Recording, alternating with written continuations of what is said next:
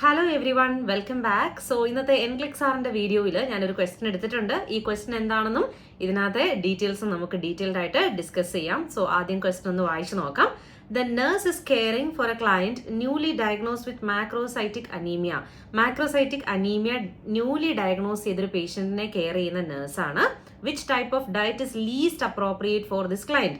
Question ശ്രദ്ധിച്ച് വായിക്കണം. Least appropriate എന്നാണ് കൊടുത്തിരിക്കുന്നത്, വിച്ച് മീൻസ് ഈ പേഷ്യന്റ് ഏറ്റവും അവോയ്ഡ് ചെയ്യേണ്ട ഈ കൂട്ടത്തിലെ ഡയറ്റ് ഏതാണ് എന്നാണ്. അതായത് ഏറ്റവും ലീസ്റ്റ് അപ്രോപ്രിയേറ്റ്, കുറവ് അപ്രോപ്രിയേറ്റ്നെസ് ഉള്ള ഡയറ്റ് ഏതാണെന്നാണ് ചോദിച്ചിരിക്കുന്നത്. ഡയറ്റ്സ് കൊടുത്തിട്ടുണ്ട്. ഒന്ന് low fat diet, macrobiotic, vegan diet, vegetarian diet. So എന്താണ് low fat diet, macrobiotic diet എന്താണ്, വീഗൻ എന്താണ്, വെജിറ്റേറിയൻ എന്താണ്, മാക്രോസൈറ്റിക് അനീമിയ എന്താണെന്നൊക്കെ അറിഞ്ഞാൽ നമുക്ക് ഈ ഒരു ക്വസ്റ്റ്യൻ ചെയ്യാൻ പറ്റും. സോ നമുക്ക് അതൊക്കെ ഒന്ന് ഡീറ്റെയിൽഡ് ആയിട്ട് നോക്കാം. സോ ഞാൻ പറയുന്ന കൂട്ടത്തിൽ തന്നെ നിങ്ങൾ പഠിച്ചു പോവാ. ആദ്യം എന്താണ് മാക്രോസൈറ്റിക് അനീമിയ എന്ന് ഞാൻ പറഞ്ഞുതരാം. മാക്രോസൈറ്റിക് അനീമിയ എന്ന് പറയുന്നത് ഒരു ബ്ലഡ് ഡിസോർഡർ ആണ്. നമ്മളുടെ ബോൺ മാരോ അബ്നോർമലി ലാർജ് ആയിട്ടുള്ള റെഡ് ബ്ലഡ് സെൽസിനെ പ്രൊഡ്യൂസ് ചെയ്യുന്ന കണ്ടീഷനാണ് മാക്രോസൈറ്റിക് അനീമിയ. റെഡ് ബ്ലഡ് സെൽസിന് നോർമലി ഫംഗ്ഷൻ ചെയ്യാൻ ന്യൂട്രിയൻസ് ആവശ്യമാണ്. സോ ഈ അബ്നോർമലി ലാർജ് റെഡ് ബ്ലഡ് സെൽസിന് ന്യൂട്രിയൻസിന്റെ അഭാവം അല്ലെങ്കിൽ ലാക്ക് ഓഫ് ന്യൂട്രിയൻസ് ഉണ്ടായിരിക്കും. സോ ഒന്നുകൂടെ ഞാൻ പറയാം, മാക്രോസൈറ്റിക് അനീമിയ എന്ന് പറയുന്നത് നമ്മുടെ ബോൺ മാരോ അബ്നോർമൽ ആയിട്ടുള്ള റെഡ് ബ്ലഡ് സെൽസിനെ, ലാർജ് റെഡ് ബ്ലഡ് സെൽസിനെ പ്രൊഡ്യൂസ് ചെയ്യുന്ന ഒരു കണ്ടീഷനാണ്. ഈ ഒരു കണ്ടീഷൻ മാക്രോസൈറ്റിക് അനീമിയ രണ്ട് തരത്തിലാണുള്ളത്. ഒന്ന് മെഗാലോബ്ലാസ്റ്റിക് മാക്രോസൈറ്റിക് അനീമിയയും, രണ്ട് non megaloblastic macrocytic anaemia.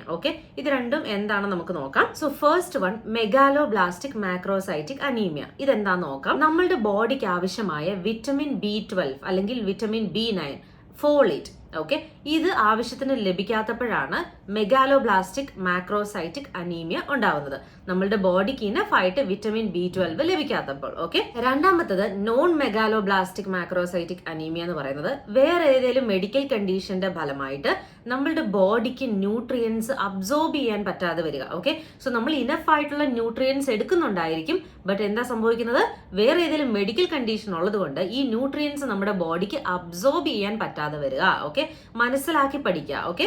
So ഇപ്പൊ നിങ്ങൾക്ക് ക്ലിയർ ആയി കാണുമല്ലോ മാക്രോസൈറ്റിക് അനീമിയ എന്താണ്, അതിന്റെ ടൈപ്സ് എന്തൊക്കെയാണ്, ഇതെങ്ങനെയാണ് ഉണ്ടാവുന്നതെന്ന് ഒരു ഐഡിയ കിട്ടിയില്ലേ? ഒന്ന് ഓർത്ത് നോക്കുക, മൈൻഡിൽ പറഞ്ഞു നോക്കുക. So non megaloblastic macrocytic anaemia മറ്റ് മെഡിക്കൽ കണ്ടീഷൻസിന്റെ ഫലമായിട്ടാണെന്ന് ഞാൻ പറഞ്ഞു. അങ്ങനെയുള്ള 2-3 മെഡിക്കൽ കണ്ടീഷൻസ് ഞാൻ പറയാം. അതിലൊന്നാണ് മൈലോഡിസ്പ്ലാസ്റ്റിക് സിൻഡ്രോം. മൈലോഡിസ്പ്ലാസ്റ്റിക് സിൻഡ്രോം എന്ന് പറയുന്ന ഒരു ഗ്രൂപ്പ് ഓഫ് ഡിസോർഡർ ആണ്. ബോൺ മാരോയ്ക്ക് എന്തെങ്കിലും അബ്നോർമാലിറ്റി ഉള്ള സമയത്ത് ആ ബോൺ മാരോയ്ക്ക് ഹെൽത്തി ആയിട്ടുള്ള റെഡ് ബ്ലഡ് സെൽസിനെ പ്രൊഡ്യൂസ് ചെയ്യാൻ പറ്റാത്തപ്പോഴാണ് ഇതുണ്ടാവുന്നത്.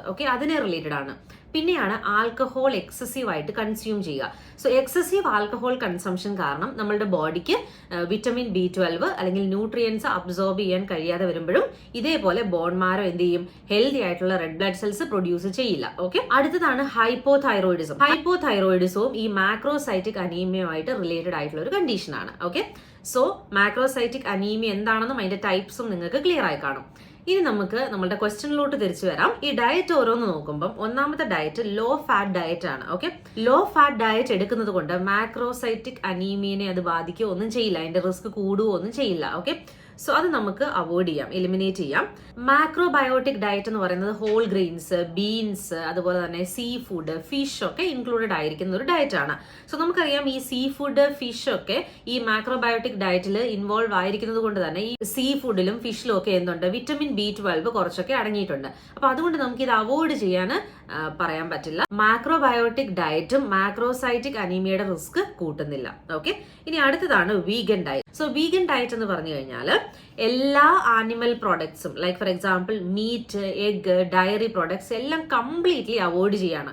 സോ നമുക്കറിയാം ഈ മീറ്റിൽ നിന്നോ ഫിഷിൽ നിന്നോ എഗ്ഗിൽ നിന്നോ ഒന്നും ഇവർക്ക് എന്ത് കിട്ടുന്നില്ല, ന്യൂട്രിയൻസ് കിട്ടുന്നില്ല. അപ്പൊ വീഗൻ ഡയറ്റ് എന്ന് പറഞ്ഞാൽ എല്ലാ ആനിമൽ പ്രൊഡക്ട്സും അവോയ്ഡ് ചെയ്യാണ്. അപ്പൊ അത് നമ്മളുടെ മാക്രോസൈറ്റിക് അനീമിയനെ റിസ്ക് ആയിട്ട് ബാധിച്ചേക്കാം, അല്ലെ? അത് കൂടാനുള്ള ചാൻസ് ഉണ്ട്. അപ്പൊ നമുക്കത് എന്ത് ചെയ്യാം, ഈ വീഗൻ ഡയറ്റ് ലീസ്റ്റ് അപ്രോപ്രിയേറ്റ് ആണ് ഈ ഒരു ക്ലയന്റിന്, അല്ലെ? പിന്നെ വെജിറ്റേറിയൻ എന്ന് പറയുന്നത് വെജിറ്റേറിയൻ ഡയറ്റിൽ ചിലർ എഗ്സ്, അതായത് ഡയറി പ്രോഡക്ട്സ് എടുക്കാറുണ്ട്. ഓക്കെ, മീറ്റ് ഒക്കെ അവോയ്ഡ് ചെയ്തിട്ട് എഗ്സും ഡയറി പ്രൊഡക്റ്റും എടുക്കാറുണ്ട്. അപ്പോൾ എഗ്സിലും എന്താണ് ഈ ഡയറി പ്രൊഡക്റ്റിലും ഒക്കെ വിറ്റമിൻ B12 അഡിക്വേറ്റ് ആയിട്ട് അടങ്ങിയിട്ടുണ്ട്. അപ്പോൾ അത് ഈ പേഷ്യന്റ് അവോയ്ഡ് ചെയ്യാൻ പറയാൻ നമുക്ക് പറ്റില്ല. ഓക്കെ, അപ്പോൾ വീഗന്റെയും വെജിറ്റേറിയന്റെയും ഡിഫറൻസ് നിങ്ങൾക്ക് മനസ്സിലായല്ലോ. വീഗൻ എന്ന് പറഞ്ഞാൽ എല്ലാം അവോയ്ഡ് ചെയ്യുക, ഡയറി ഉൾപ്പെടെ, ഫിഷ്, സീ ഫുഡ് എല്ലാം, ഓക്കെ, എഗ്സ് എല്ലാം അവോയ്ഡ് ചെയ്യാണ്. Meat, animal products completely. അപ്പോൾ അവർക്ക് എന്ത് കിട്ടുന്നില്ല? ഈ വിറ്റമിൻ B12 അല്ലെങ്കിൽ ഈ ന്യൂട്രിയൻസ് അവർക്ക് ലഭിക്കുന്നില്ല. അപ്പം നമുക്കത് ഈ ഒരു കണ്ടീഷനിൽ എന്ത് ചെയ്യണം? ലീസ്റ്റ് അപ്രോപ്രിയേറ്റ് ആണ് ഏത്? Vegan diet. ബട്ട് വെജിറ്റേറിയൻ എന്ന് പറയുന്നത് അവർ ഡയറി പ്രൊഡക്ട്സ് എടുക്കും, എഗ് പ്രൊഡക്ട്സ് ഒക്കെ എടുക്കും. അപ്പം എന്താണ്? വിറ്റമിൻ B12 കിട്ടും അതിൽ നിന്ന്. അപ്പം നമുക്കത് അവോയ്ഡ് ചെയ്യാൻ പറയാൻ പറ്റില്ല, ലീസ്റ്റ് അപ്രോപ്രിയേറ്റ് ആണെന്ന് പറയാൻ പറ്റില്ല. ഓക്കെ, വീഗൻ ഡയറ്റ് ആണ് ഇവിടുത്തെ ആൻസർ, കറക്റ്റ് ഓപ്ഷൻ എന്ന് പറയുന്നത്. അപ്പം നിങ്ങൾക്ക് ഈ ക്വസ്റ്റ്യൻ ക്ലിയർ ആയെന്ന് വിശ്വസിക്കുന്നു. ലോ ഫാറ്റ് ഡയറ്റ് മാക്രോസൈറ്റിക് അനീമിയുമായിട്ട് റിലേഷൻ ഉള്ള ഒരു ഡയറ്റ് അല്ല. മാക്രോബയോട്ടിക്കിലും ചെറിയ സീ ഫുഡും ഫിഷും ഒക്കെ ഇൻക്ലൂഡഡ് ആയിരിക്കുന്നത് കൊണ്ട് അതിലെന്തുണ്ട്? വിറ്റമിൻ B12 ന്യൂട്രിയൻസ് കുറച്ച് അടങ്ങിയിട്ടുണ്ട്. വീഗനിലാണ് ഒട്ടും ഇല്ലാത്തത്, അതുകൊണ്ടാണ് അത് ലീസ്റ്റ് അപ്രോപ്രിയേറ്റ് ആയിട്ട് നമ്മൾ ചൂസ് ചെയ്തത്. ഓക്കെ, സോ ഈ വീഡിയോയിലൂടെ മാക്രോബയോട്ടിക് ഡയറ്റ് എന്താണ്, വീഗൻ എന്താണ്, വെജിറ്റേറിയൻ എന്താണ്, മാക്രോസൈറ്റിക് അനീമിയ എന്താണെന്നൊക്കെ നമ്മൾ പഠിച്ചു. നിങ്ങളൊന്ന് കാണാതെ പറഞ്ഞു നോക്കുക നമ്മൾ പഠിച്ച കാര്യങ്ങളൊക്കെ. സോ ഈ വീഡിയോ യൂസ്ഫുൾ ആയെങ്കിൽ താഴെ കമന്റ് ചെയ്യുക. Thank you so much for watching this video.